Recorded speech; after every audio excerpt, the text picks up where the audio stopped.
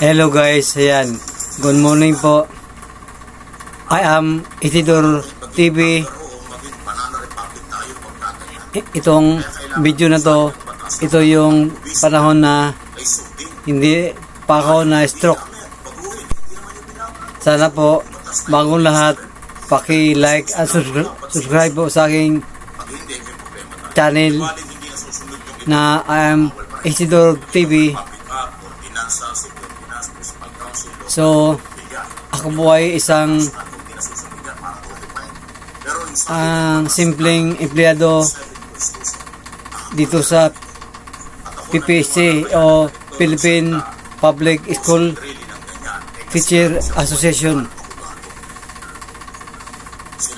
Bali, siyempre sa hirap ng buhay, nag-aaral po ako maging cellphone technician. So nagawa ko naman yun. Nakapag-ayos ako ng cellphone at saka mga appliances like mga iron at saka mga electric fan.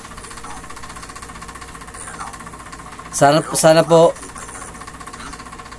paki-like and subscribe sa aking channel. So ngayon, nakabalik ako sa aking trabaho kasi na-stroke ako noong 2022. Yung una kong stroke, May 26, 2022. Tapos yung pangalawang stroke ko ay December 26. Magkasunod pa lang po. At salamat talaga sa Panginoon na ako'y naka-recover. Salamat sa mga premyo. Salamat talaga. Lalo na po sa asawa na hindi ako pinabayaan. So bagong lahat, ako'y nagpasalamat sa mga ating mga kababayan na mga OFW. Sana po like and subscribe sa aking channel para naman lumago aking channel. Salamat sa aking mga kaibigan dyan, mga seaman. Sana po paki-like at subscribe. Bilang content creator, malaking bagay na po ang like sa aking channel.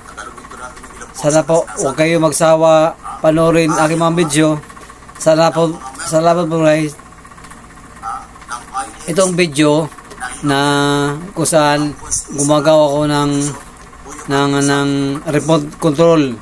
Basta lahat mga electric na appliances, electric fan, plancha, nagawa natin, cellphone yan. Sana po paki-like and share sa aking mga video. Salamat po. Salamat guys. Bye bye. Morning po light. Salamat po.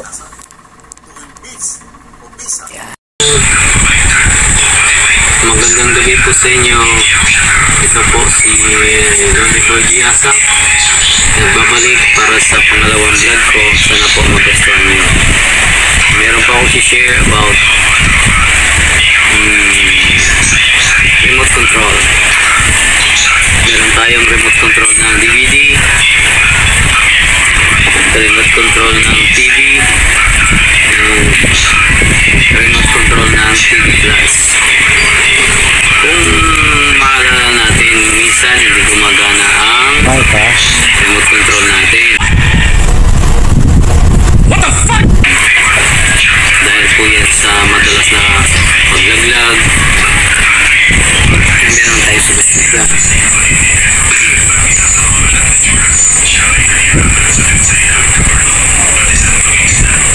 Gagawin natin po yung tatlong. Unahin natin ang TV Plus.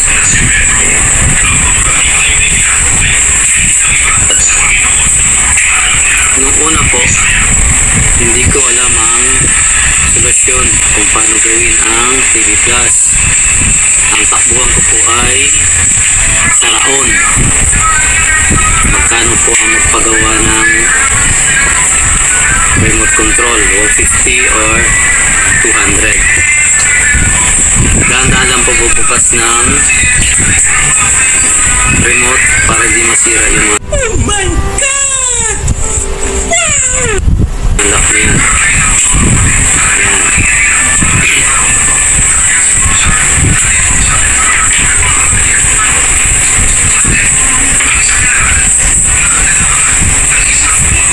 Kung bibili ka naman ng remote control, kung anong brand ng TV mo, sample, Sharp, magkano po yung remote control? Nasa 500. Ngayon kung medyo may idea ka na kung paano gawin, pwedeng ikaw nang gumawa. Kahit sa bahay nyo, pwede nang gawin ito. Ayan.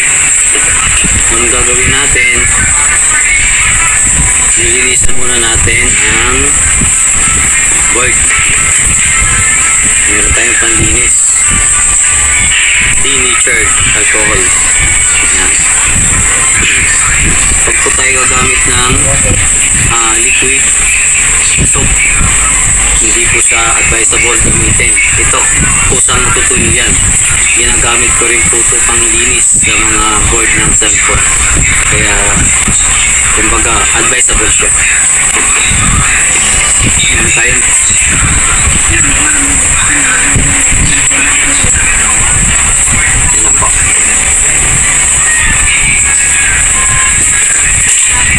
press lang natin. Ayan lang po. Para matanggal yung dumi.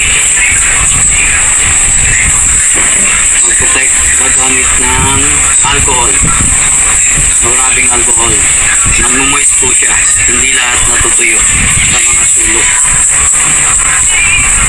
Hindi katulad dito na pusa siyang natutuyo. Para matanggal yung dumi. Isa rin po yung bago gumagamit na ang mga remote natin. Ayan. Tapos dito, ganyan.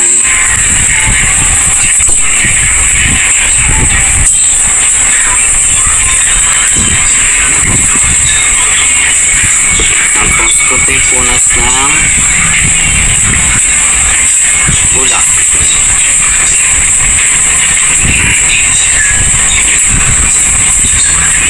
May isa po pong idea para gumana. May mga time kasi na naalog, di ba, pag nalaglag siya. So, kailangan natin i-reheat or i-refresh yung ito, yung tawag nito, yung sensor niya. Ito. I-reheat lang natin. Kumbaga, initin yung lead.